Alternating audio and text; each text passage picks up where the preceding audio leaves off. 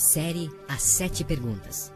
Hoje com o tema: As 7 perguntas que um ateu precisa responder. Para começar, ateus não precisam responder nada. No programa de hoje, vamos apresentar 7 perguntas que todo ateu deveria responder. Um dia, quando você encontrar um agnóstico, ou talvez um ateu de verdade, pergunte a ele: se a origem do universo é o Big Bang, responda: o que explodiu, como explodiu e como os elementos que explodiram surgiram. Resumindo, qual é a causa primeira do universo? Acho que o seu programa deveria se chamar Pergunte ao Cientista, Pergunte ao Neil deGrasse Tyson, ou Pergunte ao Stephen Hawking. Mas talvez tenham te explicado errado e você está achando que ateus e astrofísicos são a mesma coisa, ou que para ser ateu você precisa saber explicar a teoria da relatividade. Querido, você precisa entender uma coisa. Me explica então, meu anjo. Quando um cientista refere-se à teoria do Big Bang, ele está falando do evento. Ele se refere à descrição do efeito da suposta explosão. A teoria, veja, não é ciência, a teoria do Big Bang. A essa altura do campeonato, o cara ainda quer falar de ciência sem saber o que é uma teoria científica. Não explica o que explodiu. Ou seja, que material explodiu, por que explodiu, o que havia antes da explosão, nada disso é explicado. Nem sequer tentam explicar. É apenas o evento que é citado como uma suposição. Agora, as causas para que aquilo pudesse acontecer é completamente desprezado por aqueles que dizem fazer ciência. Essa até o pastor aqui do bairro já sabe. Bom, até onde eu sei, a ciência tenta explicar o universo na medida que ela encontra alguma evidência. Se não tem nada, logo os cientistas não têm como afirmar nada além das suas opiniões e achismos. Será que tudo que vemos, ouvimos, falamos, saboreamos, sentimos são apenas o resultado dessa grande explosão? Você acredita mesmo que, por exemplo, os cantos das baleias lá no coração do Pacífico são o resultado de uma explosão? Você acredita que... Realmente é muito difícil de acreditar em histórias contadas pela metade do jeito que você está fazendo. Não importa o que eu ou você acreditamos, verdade não é poesia. O Big Bang é o criador dos multissabores de uma salada de frutas? Acredita que todo o processo da consciência humana se originou de uma explosão completamente sem consciência? No criacionismo, a causa primeira é Deus. Jura? Pensei ter sido Faustão. E não uma explosão. Enquanto que no evolucionismo surge o primeiro contrassenso, porque foi a primeira explosão que surgiu alguma coisa boa e não destruiu, porque todas as explosões destroem. Essa explosão não, essa explosão cria. Isso é um absurdo. Veja. Realmente é um absurdo achar que o Big Bang foi um amontoado de dinamites e pólvora, e que Big Bang e evolução são a mesma coisa. Não apenas cria, mas cria matéria com capacidade de se evoluir por si mesma. A ponto, inclusive, de quebrar uma outra lei científica, de que vida gera vida e vida gera vida semelhante. Pode até parecer um pouco simplista da minha parte, eu não sou nenhum cientista. Minha formação acadêmica é teológica e não biológica, química ou física. Mas me responda, é possível haver uma pintura sem pintor? Uma escultura sem escultor?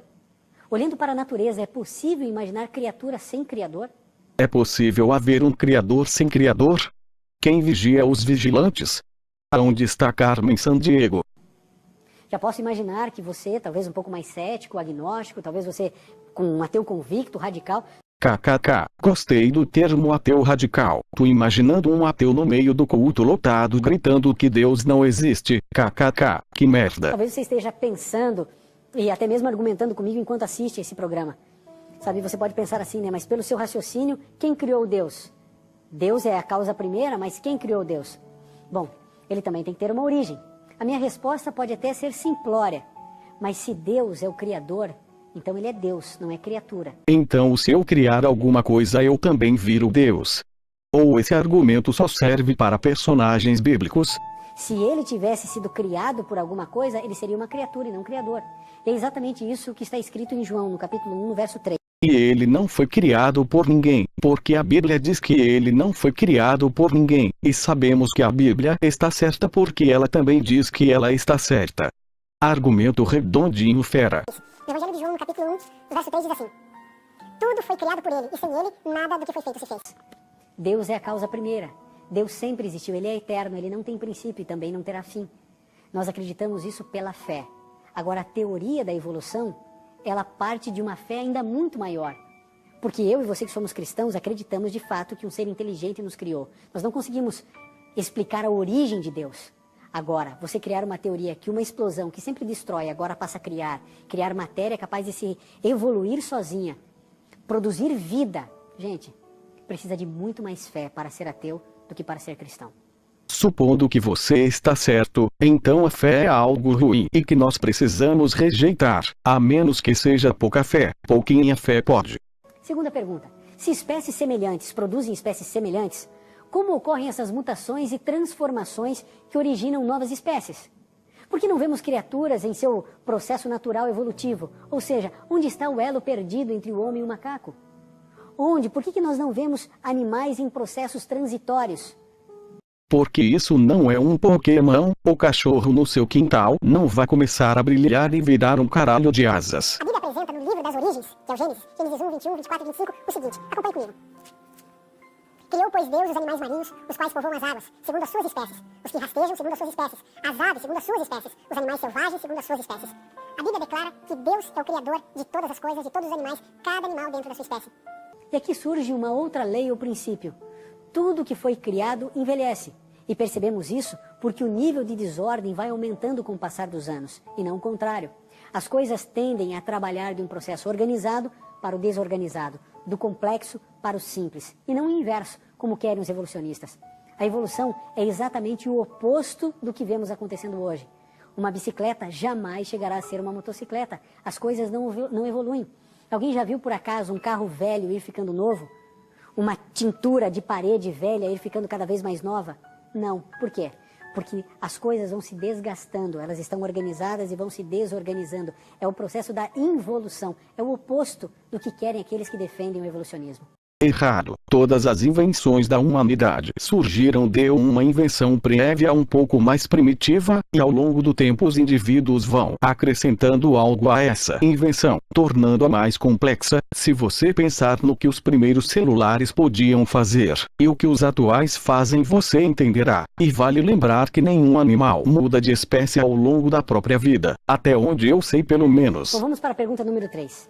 Se a ciência, que é o Deus daqueles que afirmam acreditar na evolução, se eles acreditam realmente que vida provém de vida, porque a ciência assim o afirma, como explicar que algo sem vida possa gerar vida? A ciência não pode ser um Deus porque para acreditar nela não é preciso fé, mas sim estudar. E sobre não vida criar vida, nenhum ateu precisa saber responder a isso. A origem da vida é um dos campos mais fracos e frágeis da teoria da evolução. Origem da vida e teoria da evolução são áreas distintas. Porque até hoje não existem experimentos que comprovem a origem da vida. A biogênese, que desde o século XIX foi comprovada cientificamente, através de vários estudos de Lavoisier, deixa claro e evidente que nunca uma explosão de algo sem vida pode gerar vida. A ciência é um conto de fadas para ateus radicais, mas aqui ela concordou comigo, então aqui ela tá certa. Isso é totalmente impossível. Nunca algo sem vida pode gerar vida. Vida provém de vida. O fato é que o desenvolvimento científico, dentro dele, verificou-se que os mesmos seres unicelulares, como, por exemplo, uma bactéria, são dotados de uma complexidade tão profunda, tão incrível, que é impossível ter surgido do acaso. É literalmente impossível. Dentro da lei da probabilidade, não há possibilidade, querido. E qual a probabilidade para Deus ter surgido do nada? Ou sempre ter existido do nada, blá blá blá. Então, quando a gente fala a respeito de teoria de evolução, é apenas isso. Um conto de fadas, impossível de acontecer. Enquanto a evolução coloca a vida humana no plano do acaso, a criação afirma que a vida surgiu com um propósito. Veja o que está escrito no Salmo 139, no verso 16. A Bíblia coloca a vida humana em um outro patamar. Salmo 139, no verso 16, nós vemos: os teus olhos viram meu corpo ainda sem forma, e no teu livro foram escritos todos os meus dias, cada um deles escrito e determinado, quando nenhum deles ainda havia. Quarta pergunta que você, ateu, deveria responder é a seguinte: se a existência de um Deus real e bom é incompatível com o mundo de sofrimento, e esse é um argumento comum entre os ateus, por que o índice de ateísmo é absurdamente maior em países onde há menos sofrimento? Por que pessoas que realmente sofrem são mais crédulas? Que antagonismo é esse? Porque quem procura soluções mágicas para seus problemas precisa ter problemas. Quem está bem não precisa aturar nenhum charlatão vendendo a solução para tudo. Quanto pior for a vida que se encontra uma pessoa, mais fácil de enfiar religião nela. O sofrimento deveria deixar as pessoas cada vez mais incrédulas, mas não é isso que vemos. Aliás, se existe algo democrático nesse mundo, é o sofrimento. E como consequência, a morte. Se os cristãos não sofressem, não passassem por dificuldades, não sofressem desastres, não ficassem doentes, não morressem, Deus seria, sem sombra de dúvida, parcial. E é claro, um Deus parcial não pode ser Deus, pelo menos não o Deus da Bíblia. Ele faria acepção de pessoas. Agora acompanhe comigo o que Jesus fala sobre Deus no Sermão da Montanha. No livro de Mateus, no capítulo 5, no verso 45, que diz assim: Porque Deus, vosso Pai, faz nascer o sol sobre maus e bons, e vir chuva sobre justos e injustos. Deus ama a todos. Ele colocará um fim no sofrimento e ele já deu a data para isso. Quando ele voltar a essa terra, quando ele voltar a essa terra,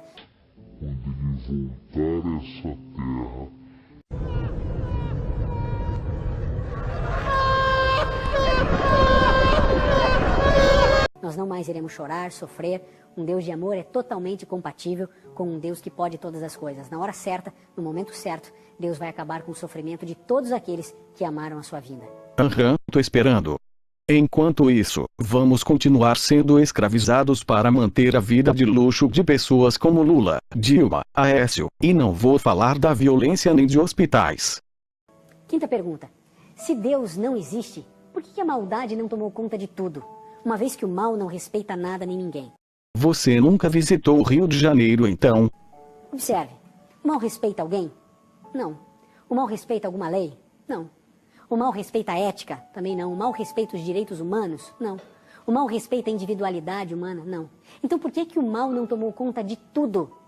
Essa é uma das evidências pelas quais nós cremos em Deus. É porque existe um Deus, amigo, que impede que o mal tome conta de todos nesse planeta. O mal não domina sobre tudo, porque Deus, que é o oposto do mal, mantém o equilíbrio das coisas até que Ele coloque um fim em todas as coisas ruins.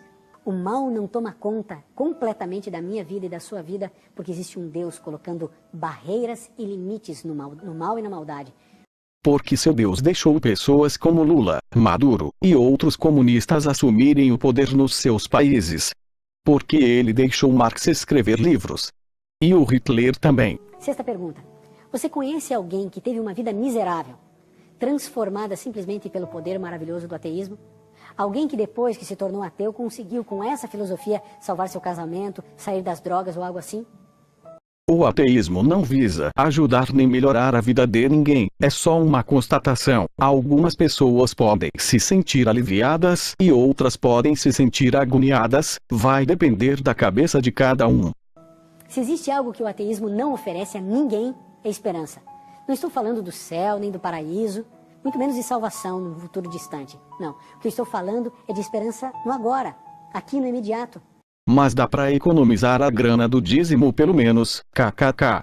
Será que algumas pessoas, talvez com alguma citação de Charles Darwin, de Richard Dawkins, será que alguma dessas citações pode se comparar às palavras de Jesus? Depende, nem sempre a verdade é agradável. Algumas pessoas preferem uma mentira confortável e outras preferem encarar a realidade como ela é. Querido, o ateísmo nunca salvou nenhum casamento, nunca tirou um bêbado da sarjeta, nunca tirou uma prostituta das ruas, nunca restaurou uma família. O ateísmo nunca trouxe nenhum tipo de benefício para qualquer pessoa na Terra. Gostaria de saber a pesquisa que você consultou para afirmar isso. Já sei, ouviu de outro pastor. Vale lembrar que ninguém nunca se matou em carros-bomba, ou atirou aviões em prédios, ou tacou fogo em outro ser humano por causa do ateísmo. Agora, o cristianismo tem trazido esperança ao seu coração. E dias melhores, não apenas na eternidade, mas também agora, enquanto você vive aqui na Terra. O Lula também adora encher o povo de esperança de dias melhores. Devo me filiar ao PT? Sétima e última pergunta. Se você rejeita o Deus da Bíblia, devo presumir, então, que você leu a Bíblia toda? Se você rejeita a teoria da evolução, da origem da vida e o Big Bang, devo concluir que você leu todos os artigos científicos e livros sobre esse assunto, e também que você leu todos os livros sagrados de todas as milhares de religiões mundo afora. A pergunta é muito clara e evidente. A questão é, será que o ateu que nega o Deus da Bíblia já leu a Bíblia inteira? Minha pergunta também é, por que você não dá uma chance ao Deus da Bíblia? Por que você não dá uma oportunidade dele se revelar a você? Valeu, parceiro, mas deixa pra próxima. Por que você não coloca de lado o seu preconceito? Por que você não deixa de lado, então, toda essa suposta racionalidade e diga mais ou menos assim, tem alguém aí me escutando? Você pode dizer, Senhor, eu quero abrir meu coração. Se o Senhor existe, por favor, se revele a mim. Essas perguntas todas eram só para tentar me converter. Deus sabe quem é você. Deus sabe que às vezes você não nega o Deus da Bíblia, você nega o Deus que te apresentaram. Nisso você tá certo, o maior gerador de ateus são as igrejas e líderes religiosos. Marx fez isso. Marx negou o Deus da Idade Média, que veio aquele ranço por séculos e ainda espirrava os estilhaços de um Deus tirano, de um Deus castigador. Talvez você esteja negando não ao Deus verdadeiro, não ao Deus dos céus, o Deus do invisível. Talvez você negue o Deus que você mesmo tenha criado dentro aí da sua mente, do seu coração, por decepções com pessoas ou com situações. Não, eu só não acredito nessa história da Bíblia mesmo. Será que é tão difícil assim de entender?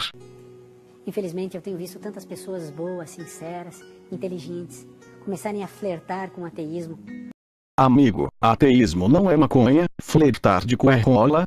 Querido, você pode jurar de pé juntos que Deus não existe. Isso não vai torná-lo mais ou menos real. Se Ele existe, Ele é seu Pai, Ele é seu Criador. E se Ele existe, Ele está triste com você, com a sua atitude, com a sua maneira de entender o mundo. Até porque você tem influenciado e disseminado ideias falsas para pessoas que você ama. Muito cuidado com aquilo que você defende. Muito cuidado com aquilo que você acredita. Será que não é a hora de você se render aos pés de Cristo e falar, Senhor, me perdoa. Mais do que nunca, hoje eu sei, no fundo da minha alma, que eu sei que o Senhor existe. E no final tudo se resume à submissão, aceitar e não questionar a autoridade. Por isso o Estado brasileiro adora espalhar crucifixos em repartições públicas. É só para o gado achar que eles são de confiança, quando na verdade eles são os nossos parasitas. Obrigado para quem assistiu até aqui, se é que alguém ouviu essa merda de vidro.